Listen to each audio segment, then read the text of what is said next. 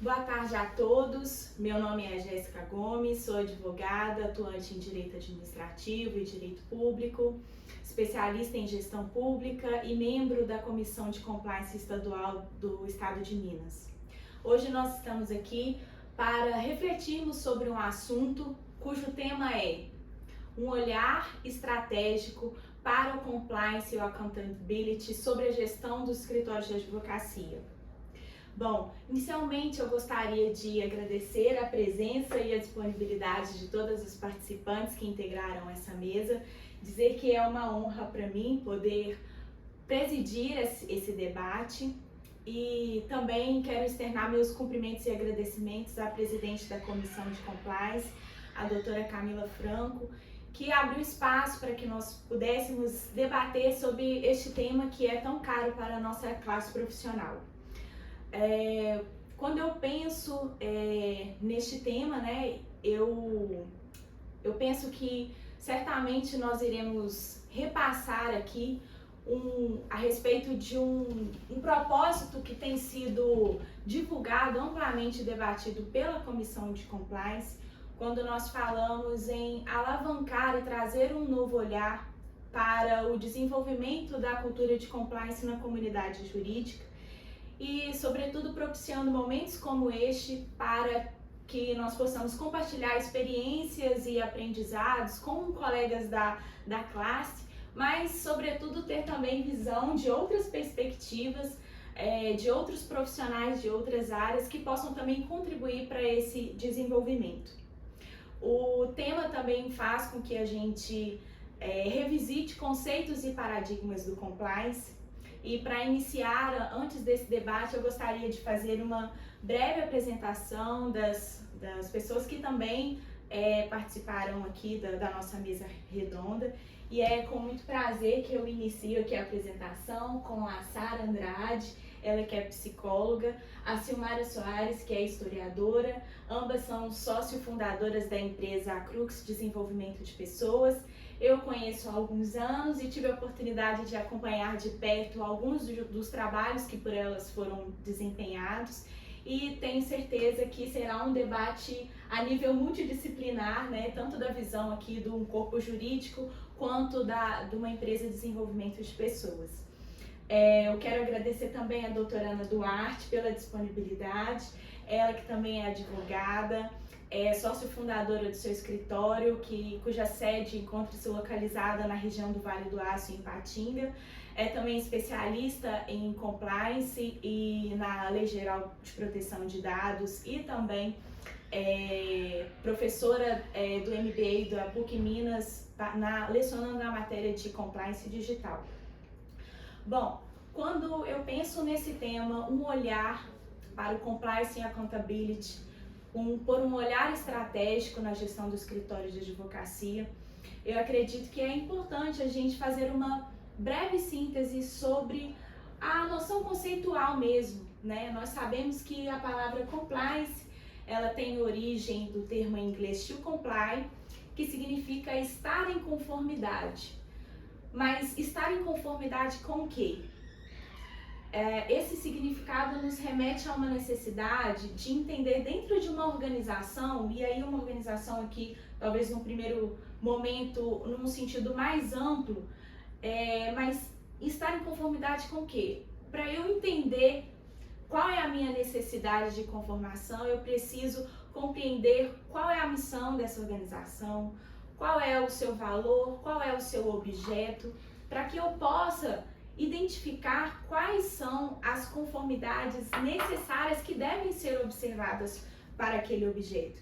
E aí, pensando, por exemplo, na estrutura de um escritório de advocacia, o compliance, a gente poderia dar como exemplo aqui o Estatuto, o Código de Ética do Advogado, né? E também a própria Lei Geral de Proteção de Dados, que vai afetar a relação do advogado com o seu cliente, desde a sua captação, com o manuseio de documentos, com o manuseio de dados, até a sua destinação.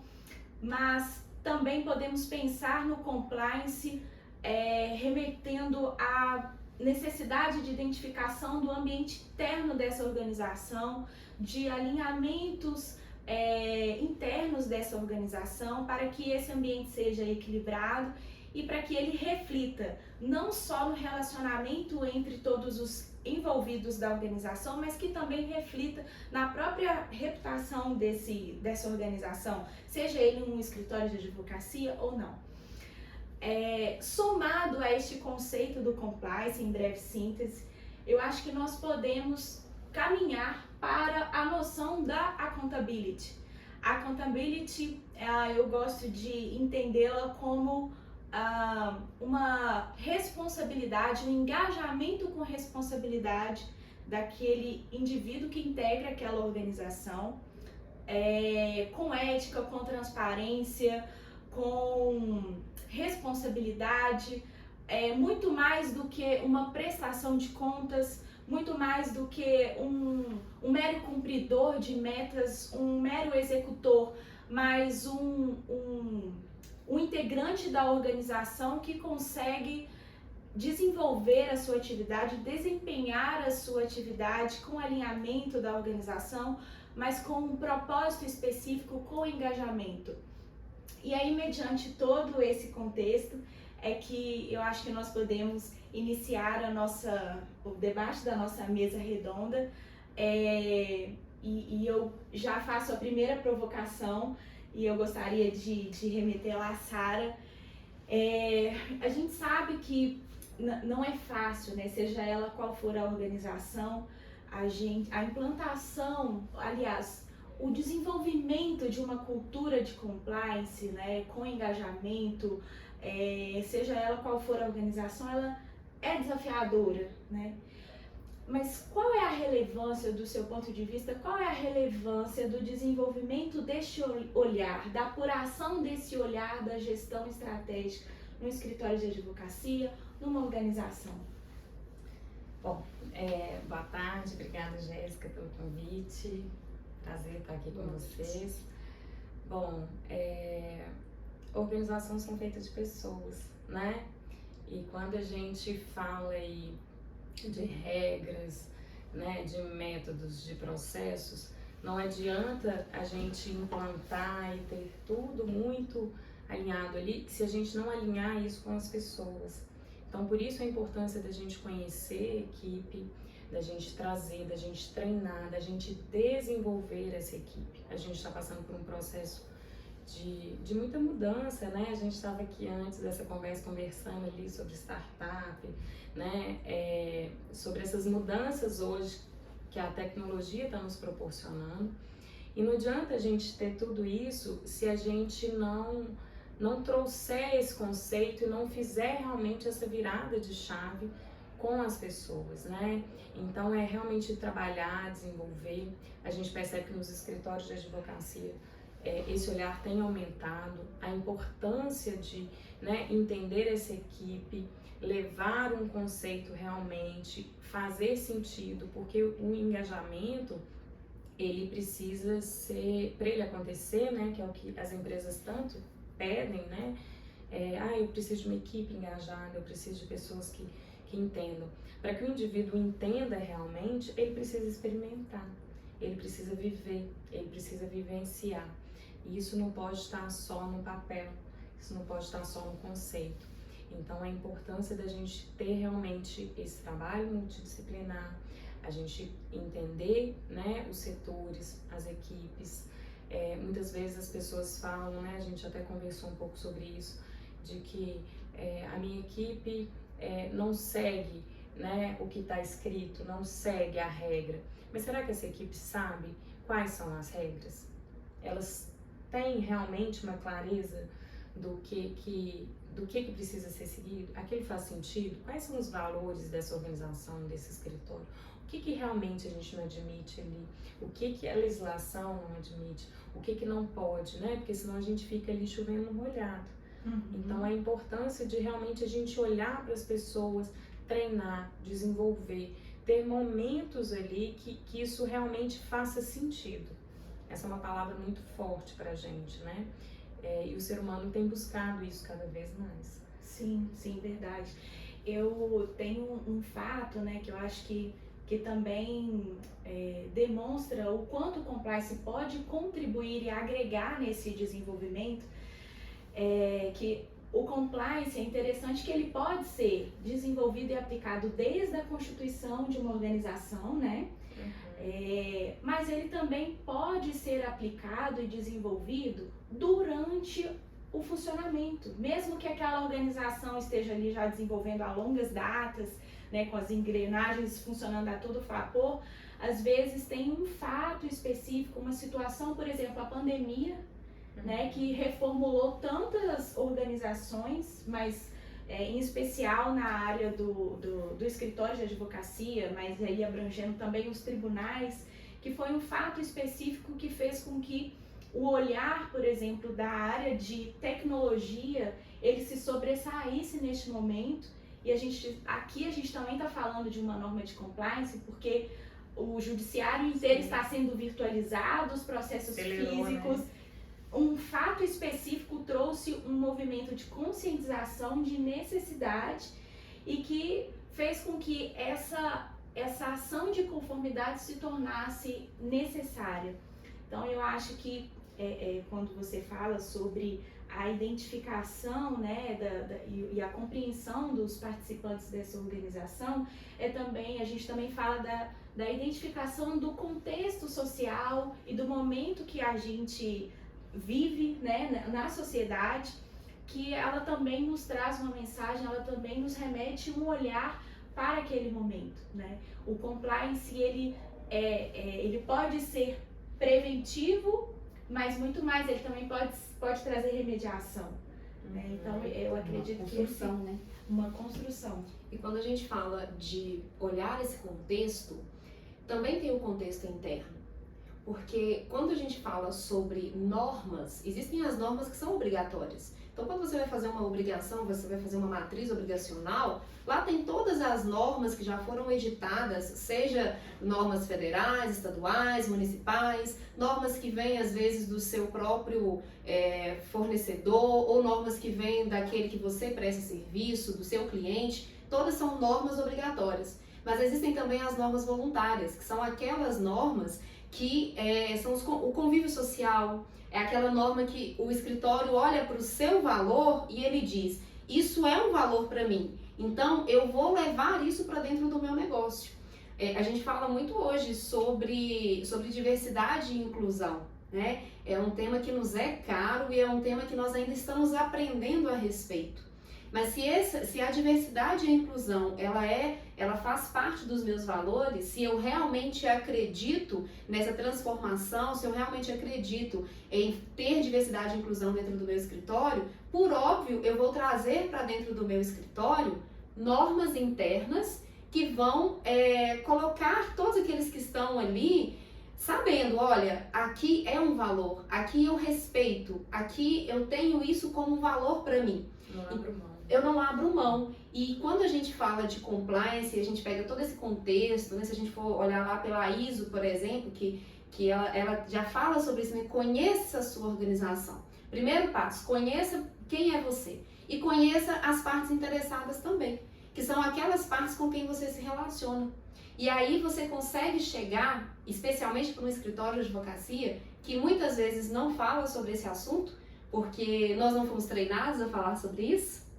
Então, a gente não foi treinado sobre gestão, né? Então, muitas vezes você olha para isso e você chega num contexto que você fala, realmente, existem aqui assuntos, existem aqui normas, existem necessidades para que eu consiga desenvolver. E o que você falou é muito interessante, Sara. O compliance, ele também é sobre pessoas, ele só acontece sobre pessoas. Eu também sou consultora de compliance para escritório de advocacia. E é interessante porque quando a gente chega, na verdade em qualquer organização, né, Jéssica, quando a gente chega é assim, a primeira coisa que eles falam pra gente é, eu quero que tenha uma estrutura de compliance, um sistema de compliance ou um programa de integridade. Ok, mas se eu chego com normas, sem trabalhar pessoas, sem entender o contexto, sem entender a cultura, Talvez eu estou diante de uma cultura do medo. E se eu chego com normas, eu não vou conseguir trabalhar um ambiente saudável, um meio ambiente de trabalho saudável. Pelo contrário, eu vou mostrar que eu estou ditando regras, mas eu não estou dando condições para que as pessoas desenvolvam e elas entendam o porquê aquilo é errado. Que é o sentir parte, né? É o sentir Quando a gente fala parte. você falou da diversidade, o quanto que a pandemia quebrou isso, que é esse olhar da virada, né? Qual que é o padrão? A gente vem de uma sociedade que existe um padrão profissional, mas qual que é esse padrão? Né? A gente está ciente que estamos educando os jovens para profissões que não existem ainda. Exatamente. Então, quem é essa geração? Quais são esses valores? Se a sociedade, nós somos seres sociais, as regras são para a sociedade, mas quem é essa sociedade? Verdade. Então, quando você pensa nessa diversidade, eu tenho que pensar que na minha equipe, seja ela de advogado, de contadores, né, existe ali, para além da formação, que o currículo vai ser o mesmo. O que cada um traz? É quando a gente acredita que primeiro eu conheço o profissional. O que ele traz enquanto competência, enquanto habilidade para desenvolver? Qual que é o perfil desse profissional? Porque às vezes não é que a regra tem que ser diferente, mas o quanto cada um se insere naquela regra. O quanto eu espero, o quanto eu aposto, né, em cada profissional da minha equipe. E o quanto que isso está claro para a empresa também, né? Porque muitas vezes a empresa, ela chega com uma demanda, mas a necessidade dela não é aquela, né? Então, quando a gente escuta, então, primeiro, né, e eu imagino que o seu também, né, Ana, mas o primeiro trabalho, né, da Crux, que a gente chama de trilha empresarial, né? A gente tem também trilhas educacionais, mas quando a gente vai para essa empresa, escutar qual que é a demanda, né? Mas é escutar com o olhar de ir além do que ele está me contando, né? Que é o que a gente diz, a escuta, escutar é diferente de ouvir, né? Porque às vezes a demanda é X, e aí quando a Ana traz essa questão da gestão, né? Quantos, a faculdade, né? E eu acho que principalmente na nossa época aqui, que a gente está mais ou menos da mesma época, eu acho que a tendência é mudar, mas ainda estamos muito atrasados nisso. A faculdade tem formado a gente tecnicamente, né? Então, quando fala o escritório não está preparado para isso, né? O advogado, né? Você faz a faculdade de Direito e vai ter sua profissão ali, mas enquanto técnico da área, são excelentes técnicos.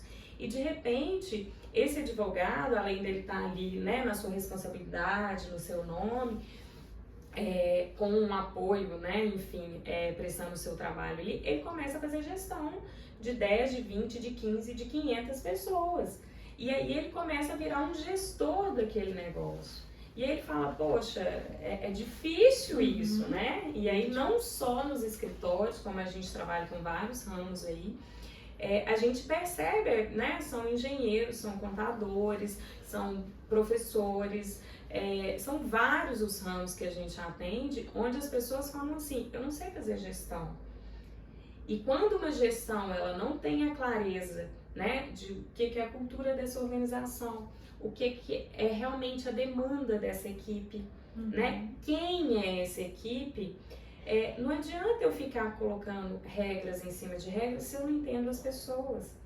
Então, quando a gente fala de processos, de normas, de regras, eu preciso entender para quem são, né? Então, quando a gente fala de valores, várias empresas, escritórios, a gente chega lá e tá lindo lá pregado quais são os valores daquela organização. E muitas vezes nem o proprietário, nem o sócio, nem o diretor, nem o CEO, nem ninguém sabe, nem o RH, sabe quais são os valores daquela empresa. Então, por mais que tenha ali alguns valores escritos, um dos trabalhos da Crux passa por realmente juntar com o sócio e entender o que vocês não abrem mão, né? Então, quando a Ana traz aqui o exemplo da diversidade, que ela fala é realmente importante, porque senão a gente entra só na moda, né? Vamos falar de sustentabilidade, porque tá legal, mas realmente tá sustentável? Se é valor, tá sendo nutrido? Exatamente. E porque se eu não nutrir esse valor, ele vira um nome. Ele não é sentido. E o que eu faço para tirá-lo do papel e colocar e vivenciar, e colocar na prática mesmo, né? E o fazer sentido, né? Quando a gente fala assim e a gente fala muito isso, a empresa escolhe a equipe. né, escolhe o funcionário, mas eu também tenho que escolher a empresa. Isso. É a minha carreira, a carreira Isso. não é da empresa. Sim, e a gente tem E como é que eu isso. escolho se eu não sei o que é? Isso. Se os meus valores estão de acordo, se eu me vejo. Porque falar que eu visto a camisa da empresa é fácil, mas será que aquela camisa é o meu tamanho? É o modelo que eu concordo? Perfeito. Né? E tem Então, aquela questão do conflito de geração, né? Porque se a gente for estudar historicamente, a relação de trabalho, ela mudou. Hoje a relação de trabalho não é mais só porque me dá tanto de dinheiro. Não é o conceito de revolução Não. industrial mais, Não, né? não Já tá é, rompido. não é mais pelo nome, não é mais pelo DR, né? Ou pelo nome na porta, não é mais por isso. Hoje a Propósito, relação é uma relação de amor mesmo.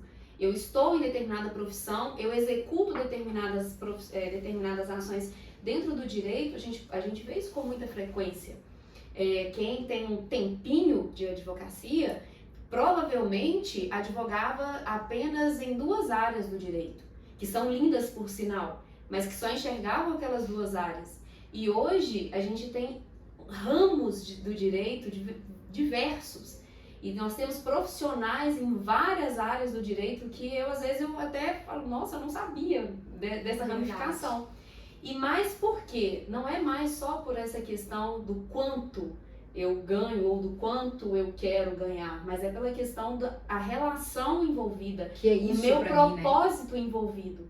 E falar de direito, falar sobre a advocacia, que nós também não somos preparados na faculdade para exercer a advocacia, quiçá para exercer gestão. Então é até interessante a gente comentar sobre o fato da própria OAB Minas, que tem aí tantas comissões, né? A de compliance é uma, que nós temos orgulho de fazer parte, a de empreendedorismo, a de inovação. Então são várias comissões para ensinar sociedade de advogados, que nos ajuda e nos dá esse apoio para a gente entender um pouquinho mais sobre esse processo de gestão. Porque algumas pessoas vão liderar escritórios, outras pessoas serão lideradas, mas a gente tem que entender que estamos todos no mesmo barco. Estamos todos em um processo de evolução e aprendendo. E o que isso tem a ver com compliance? Tudo. Tudo tem a ver com compliance. Porque quando eu falo de tornar uma empresa mais íntegra, um escritório de advocacia mais íntegro, um escritório de advocacia mais conforme, o que eu estou dizendo? Eu tenho pessoas ali que elas precisam vestir essa camisa, elas precisam estar junto comigo, mas elas precisam gostar de estar ali, elas precisam sentir que realmente elas fazem a diferença estando ali. Então o compliance ele sai daquela norma, daquele conceito inicial e na minha visão ele vai para uma questão de gestão de risco, e aí quando a gente coloca mais sobre um subgrupo, gestão de risco de pessoas. Na maioria das vezes o compliance, quando você vai fazer um mapeamento de risco dentro de um escritório de advocacia, você vai lidar, claro, com várias questões de processos. Advogados, entendam aqui, a gente está falando de processos, não processos judiciais, mas os processos, né, as atividades do escritório.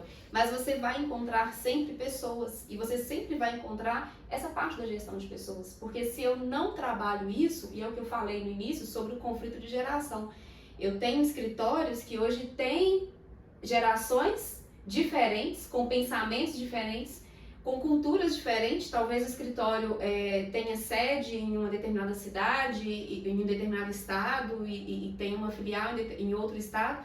São pessoas diferentes, são pessoas que eu tenho que entender qual é a cultura diferente. Né? Até mesmo uma questão muito simples, se um gosta de cafezinho ou se gosta de chimarrão. São situações diferentes, são culturas diferentes e que eu tenho que respeitar essa cultura para eu conseguir desenvolver um programa de compliance efetivo dentro de um escritório de advocacia. Porque as pessoas estão vinculadas a uma cultura, né? Sim. E cultura a gente não constrói como a gente não destrói da noite pro dia. Exato. Então quando você está falando desse processo, às vezes é entender essa caminhada, que uma caminhada, é uma trilha, né? É o que a gente chama de trilha. Porque as pessoas não vão mudar da noite pro dia. Elas primeiro precisam entender quem elas são. E entender que durante esse processo também, quando a Jéssica trouxe aqui no início, falando, uma coisa é você implantar no início de um escritório, de uma empresa, outra coisa é quando a coisa já está acontecendo, né? E é o que normalmente onde acontece o processo de conscientização.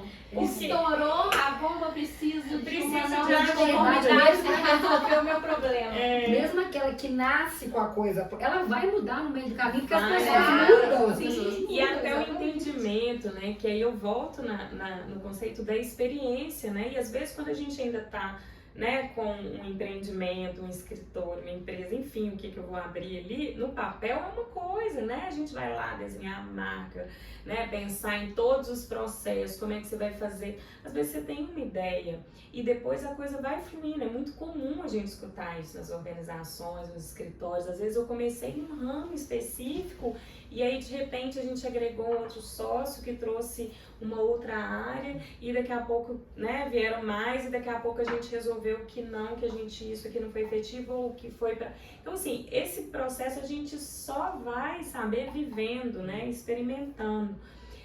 E aí quando você precisa realmente implantar, né, desenvolver, falar dessa cultura, é algo que já existe e que ela vai sendo construída aos poucos, que muitas vezes a gente não sabe exatamente no que aquilo vai dar, né? Mas a gente precisa nortear, a gente precisa entender o que a gente não abre mão aqui, né? De onde a gente não sai, né? Se vai existir essa regra, vai existir por quê?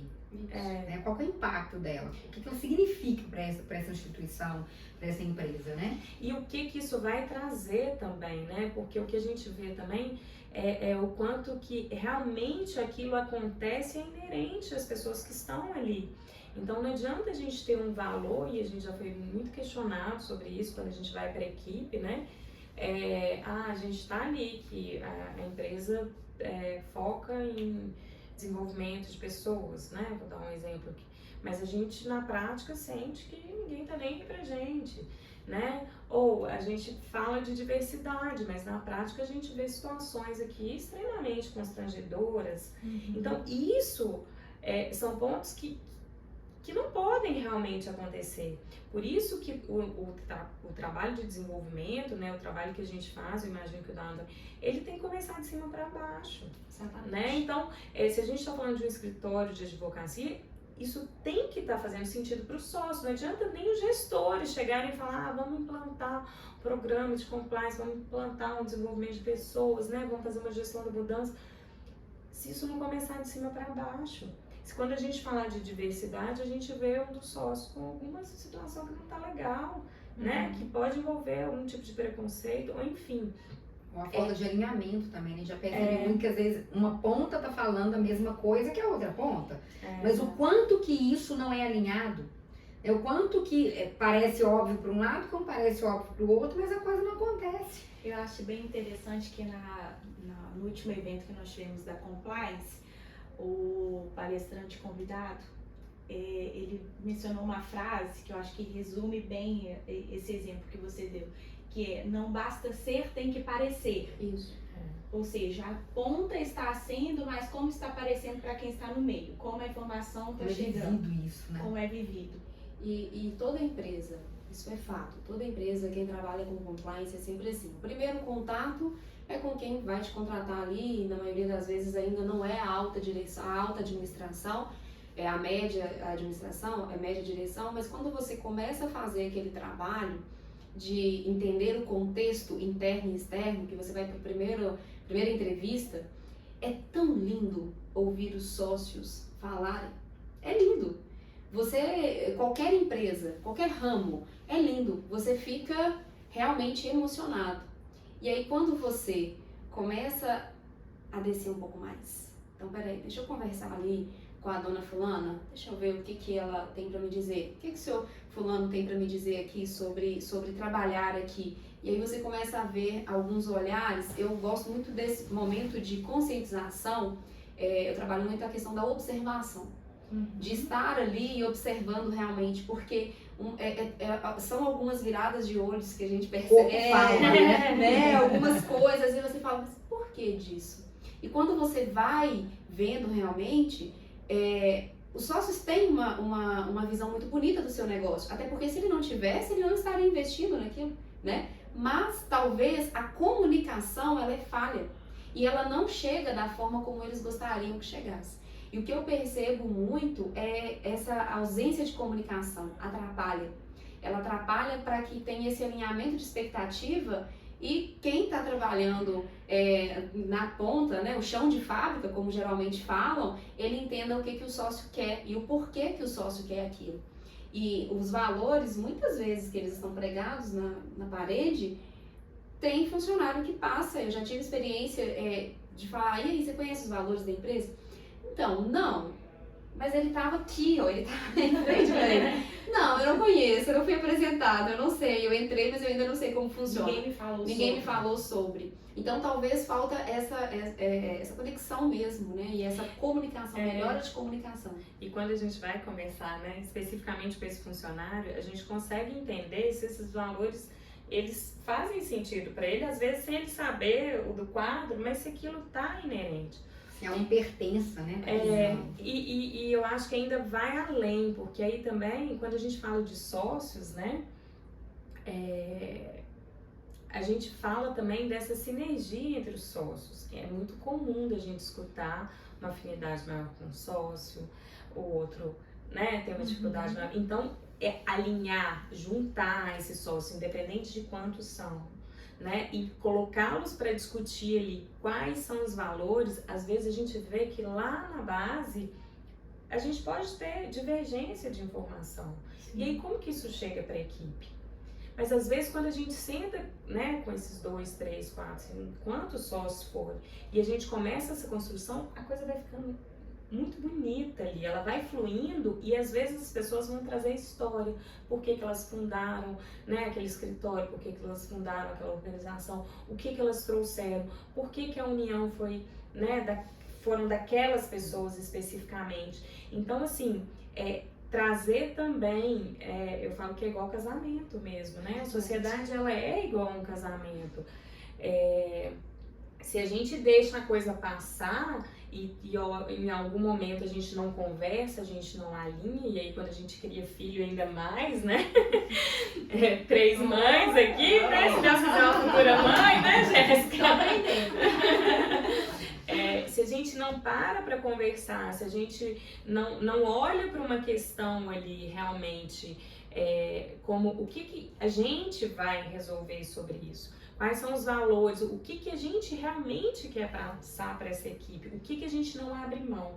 Se a gente não conversa, né, sobre isso enquanto sócios, e às vezes é comum isso acontecer, porque na correria do dia a dia, um assumiu lá a gestão mais estratégica, o setor mais comercial e vai fazer captação de cliente, enfim.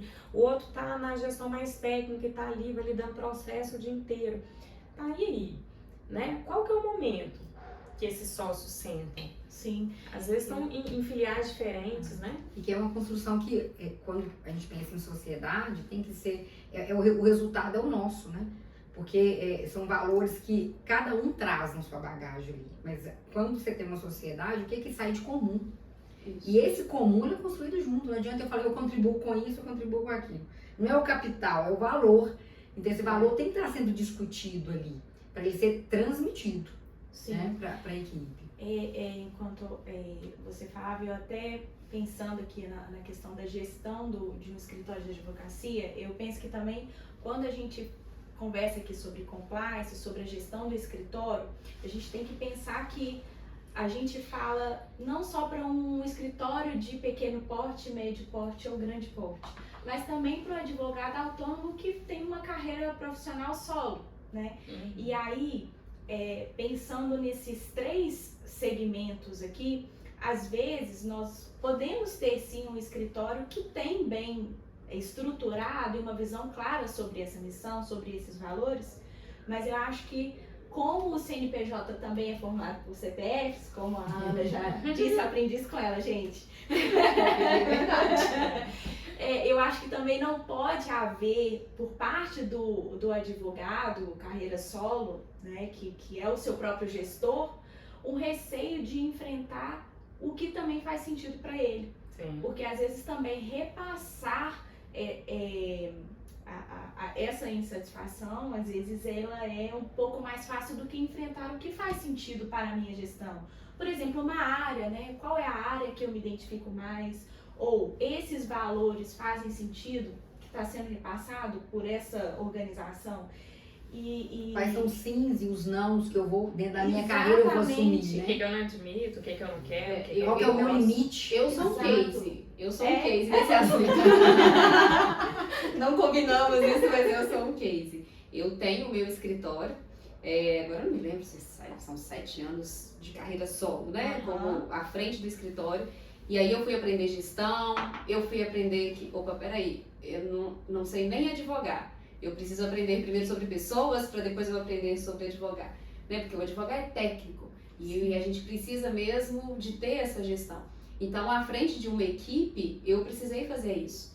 E não foi uma nem 2 vezes, foram várias vezes, né? Então, assim, já tive nós temos muito bem definido lá no escritório, fizemos esse dever de casa, então nós temos muito bem definido quais são os nossos valores, aquilo que a gente não abre mão, o que a gente entende como entrega para o cliente, o que é essa expectativa para o cliente, mas ao mesmo tempo o que é para a equipe, o que faz sentido para a equipe. Porque a gente erra. Quem está à frente de um escritório erra, vai errar. Que bom que nós vamos errar para Sim. termos a oportunidade de aprender. Somos humanos. Exatamente. E a gente já chegou nesse patamar de falar, aqui não é uma área que eu me identifico, que a minha equipe se identifica, ou aqui não, esse cliente, ele não é um cliente com perfil para ser atendido pelo nosso escritório. E eu acho que isso é um processo, e eu falo isso com muita tranquilidade para dizer que não é uma regra que tem que ser seguida daqui para frente, mas que você tem que ter esse processo de conhecimento mesmo, autoconhecimento para você saber, porque ao longo do tempo você vai ter essa segurança de dizer o que você quer e o que você não quer. E a gente tem que pensar que estamos no momento, o boom da rede social. E muitos escritórios, e a gente vê assim com alegria alguns advogados com mais de anos de profissão, mais de 50 anos de profissão, que estão no Instagram.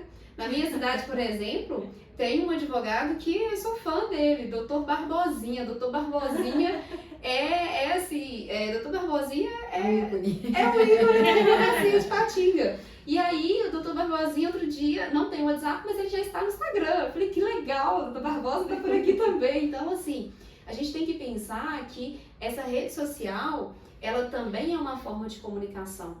E na rede social, eu tenho que comunicar aquilo que é o valor do meu escritório. Não é só comunicar os valores para a equipe internamente. É fazer esse trabalho interno e externamente. Não é ter um personagem lá fora e ser diferente aqui dentro. A gente tem que trabalhar como um todo, trabalhar essa cultura como um todo, para que ela realmente, quem olhar para aquele escritório, falar, esse sim é um escritório de referência para mim, é um escritório que eu quero trabalhar, é um escritório que eu me identifico, que os meus valores e os valores dele realmente nós nos identificamos em relação a isso, porque é um escritório que ele se preocupa realmente em trazer a sua realidade, a sua experiência para todos os envolvidos. E quando a gente fala de desenvolvimento de pessoa, é isso. Porque se eu desenvolvo as pessoas, elas vão ser naturalmente. Sim. Eu não preciso criar uma persona. Isso aqui é o funcionário padrão. Tem que vestir a camisa da empresa, todo aquele discurso que a gente sabe que existe, né, no mundo corporativo e que não precisa ser. Eu desenvolver as pessoas, né, não desenvolver, mas proporcionar caminhos, né, que a gente fala, a gente não desenvolve ninguém. A gente possibilita caminhos, ferramentas do potencial. Que as pessoas possam se desenvolver, é fazer com que elas sejam. Tanto que quando a gente criou a nossa metodologia, a gente tem esse caminho de, primeiro eu tenho que enfrentar vários desafios, mas tem que chegar um momento que eu vou ser. Isso que eu acredito enquanto profissional, porque a carreira é minha, a gente fala muito, né, as pessoas não são gaveta que separa. O profissional administra, a gente não deixa de ser mãe por estar aqui, né, a gente não deixa de ser... ter outros papéis sociais, bom, né? E que bom! Mas a gente administra isso. Então, quando a gente fala de desenvolvimento de pessoas, é fazer com que as pessoas sejam aquilo que elas têm de potencial. E aí elas vão identificar se este lugar não é, o quanto eu estou disposta, né, a fazer parte deste lugar. Que é isso, é quando o Instagram não vai ser diferente do que é lá na prática. E as pessoas estão procurando procurando, né, cada vez mais pela verdade, né? Sim. Porque eu não quero ficar, a gente tem que falar tanto de fake news e tudo que rola, né? Enfim, e esse cuidado que a gente precisa ter. Mas quando a gente tem acesso às pessoas e às vezes o famoso lá, né, do Instagram, e a gente vai ter acesso àquela pessoa e ver que aquilo é congruente, né, com o que ela traz, que aquilo realmente que ela fala ali faz sentido, isso faz muita diferença, né? Então o que a gente está dizendo e aí quando a gente fala do potencial das pessoas, conhecer esse potencial e que as pessoas conheçam esse potencial que elas têm também, né? Porque todo mundo tem ponto de desenvolvimento. Então, quando a gente está ali num processo, às vezes contratando um advogado, né, contratando uma pessoa para a equipe, e a gente pergunta sobre esse ponto de desenvolvimento, o problema não é o que ela traz, é como que ela traz. Né? Se ela tem esses pontos de desenvolvimento, como todos nós temos, porque tem uns que falam assim, outro dia eu fiz uma que a pessoa falava assim, não, eu estou num ponto que eu já acho que eu não tenho mais. Eu falei, uau! Difícil trabalhar com essa pessoa não vai ser aprovada. Porque é aberto. Porque ela não consegue entender. Então tá, né? Então, assim, quando a pessoa traz aquilo com clareza, olha, o que eu tenho que saber de mim para que eu possa construir as minhas estratégias para que eu possa desenvolver. E o que eu tenho de potencial? Nisso aqui eu sou boa, sabe? Nisso aqui, nem tanto. Isso aqui eu não gosto, mas dentro da minha função eu tenho que fazer, porque é assim também, gente, a gente não faz só o que gosta, não. Sim. Né? Então, às vezes eu sou muito boa ali na sustentação oral, mas né, num dado momento ali eu tenho que ter uma atenção melhor na negociação com o cliente, né? Numa confecção de uma peça. O que é importante para você? O que você não abre mão? Ou então, eu sou muito boa para ficar confeccionando uma peça e tal, e fazendo argumentação, mas na hora da sustentação oral, para mim é uma dificuldade. Quais são os pontos que você vai ter que desenvolver, né? Para poder chegar onde você quer. Quais as estratégias, né, você consegue construir para que você não vá na contramão do seu potencial, mas que você dê suporte ao que você quer fazer. Né? E respeitando, né? Você não precisa ser diferente. Às vezes as pessoas, a gente tem uma ferramenta, né, que a gente aplica, que é um mapeamento comportamental, onde as pessoas olham e falam assim, algumas pessoas, principalmente as mais autocríticas, né, que elas falam, então eu tenho que aumentar aqui, fazer... Não necessariamente, né? Você não precisa virar algo que você não é, muito pelo contrário, você tem que entender o que você tem de potencial e para desenvolver esses pontos, onde é mais difícil dentro do seu perfil, quais são as estratégias que você vai ter que fazer. Ou quanto que isso que você está tão preocupado em desenvolver é relevante. Para o que você vai fazer, para o que você atua. Então você perde uma energia gigantesca em algo que... E aí vem o estresse, vem o cansaço excessivo, vem as doenças mentais, né? A pandemia nos mostrou muito isso. Verdade. Né? Então, assim, e a gente vê que em alguns escritórios aconteceu que as pessoas começaram a trabalhar ainda mais de casa, porque qual que era a queixa? Eu não tenho meu colega para trocar, né? Eu não tenho com quem conversar, então eu fico ali preocupada, às vezes estudando, tenho que fazer isso. E às vezes o escritório você para tomar um café, né? Você para ir ao banheiro, para falar um pouco de outra coisa, depois você volta.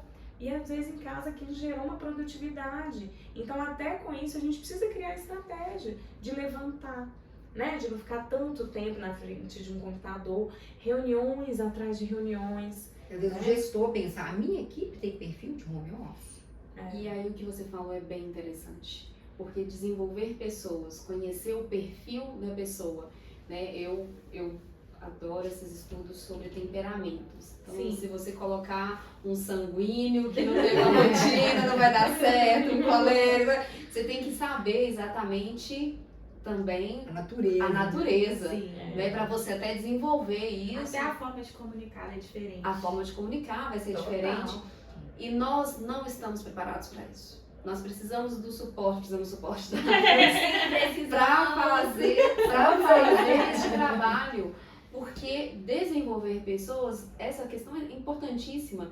está no home office, mas tem o perfil para estar no home office, realmente essa pessoa ela não está tendo uma crise de ansiedade. E quem tem que ter esse olhar? É a alta direção, é a alta administração, que vai para a média e vai desenvolver. Então, passando assim para uma parte bem prática, passando para considerando, né, a parte bem mais prática agora, o que pode ser feito?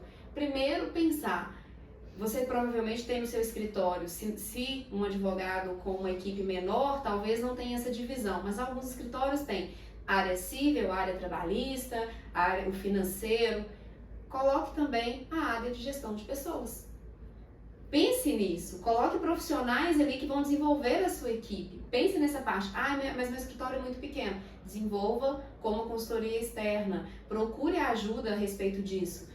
Faça cursos a respeito do assunto, né? Traga bons gestores para sua equipe, né? Dê suporte para esses gestores. A Sara tocou num ponto que a gente percebe muito nas empresas, quando queima um bom operacional. Que às vezes, nossa, ele é muito bom, às vezes, tá tão focado no operacional e ele vai fazer a gestão. Exatamente. Então, assim, mas ele é bom na gestão? Ou não tem? Porque às às vezes na hora de contratar quer um gestor, mas está escolhendo o técnico. Mas qual que é o cargo? E não adianta fazer essa alteração e falar que ele é ruim. A culpa não é dele.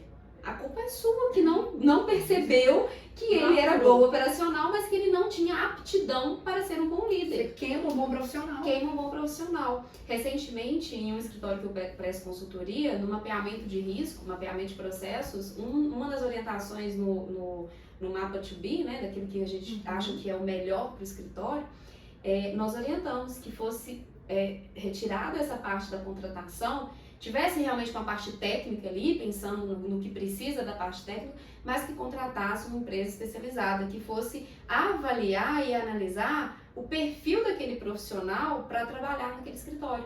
Porque, realmente, se eu quero alguém para um operacional, às vezes no escritório de massa, a atividade ela é bem repetitiva, se eu coloco uma pessoa ali que não tem um perfil para executar aquela atividade, talvez vou perder um bom profissional. Sim. E aí nós temos os sites, né? A gente tem sites do Glassdoor, por exemplo, que o profissional vai lá e ele vai dar a sua nota e vai vir aquele risco reputacional para o escritório. Então é muito importante que seja feito esse trabalho de dentro para fora, porque o profissional que se sente valorizado e que sabe realmente se as aptidões dele estão sendo aproveitadas para o escritório, esse profissional, você está contribuindo para a vida profissional dele, mas também para a vida pessoal dele. Sim.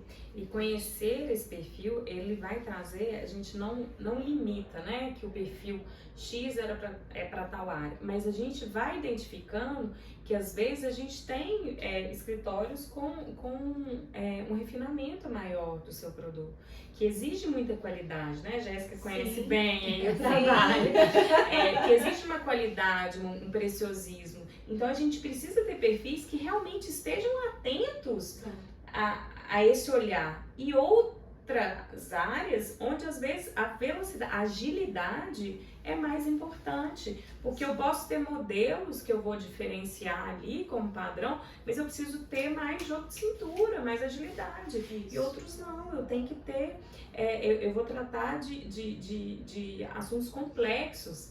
Então, assim, eu preciso de pessoas que gostam e que se deem bem com assuntos complexos. Então, que volta nos valores, né? Mas se a qualidade é um valor, você vai entender que um determinado perfil pode ser que predomine aqui. E às vezes a gente vê as pessoas pedindo ali em processo assim, eu quero alguém com agilidade, qualidade, não sei o que, eu vou falar, você quer, né? O que você quer é difícil, né? Mas assim, o que aqui dá pra eu flexibilizar um pouco mais, as pessoas vai ser mais na dela, não vai ter tanta agilidade, mas a qualidade que ela vai te entregar, para isso que você está precisando, ela é mais importante do que a situação. Então, é entender essa equipe, é conversar, é trazer, e também para os profissionais sócios, vocês não têm que dar conta sozinhos, né? Tenham profissionais, né? Tenham gestores, trabalhem esse delegar, que é algo muito difícil também, porque como que você faz toda essa gestão tendo que resolver toda a parte técnica? Sempre que eu tenho um gestor imerso no operacional, ele deixa de ser um bom gestor. certo. Bom, o papo tá excelente, mas já partindo aqui para o nosso até breve, que eu tenho certeza que isso ainda vai gerar muitos desdobramentos. Eu gostaria de, para a gente finalizar, que vocês resumissem em uma palavra aqui o que foi esse momento e o que ficou para esse tema, né? Um olhar estratégico para o compliance e accountability na gestão dos escritórios de advocacia. Pode começar comigo e a minha palavra é evolução. Olhar para as pessoas. Próximo é desenvolvimento. Focar em pessoas. Não tem jeito de mudar isso. Muito obrigada a todos Obrigada. e até mais.